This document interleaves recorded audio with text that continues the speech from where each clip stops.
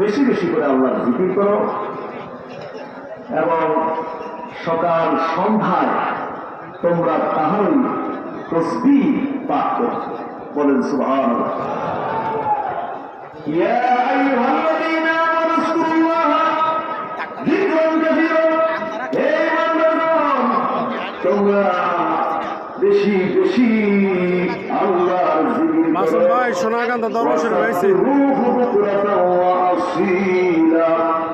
আর সকাল সন্ধ্যায় সেই গোষ্ঠীর টুকরার নাম কি? বাম স্তরে নিচে এই গোষ্ঠীর টুকরাটি অবস্থিত।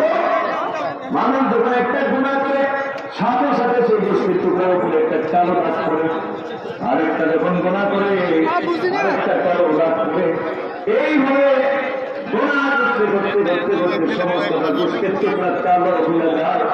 সমস্তটা গোষ্ঠীর টুকরা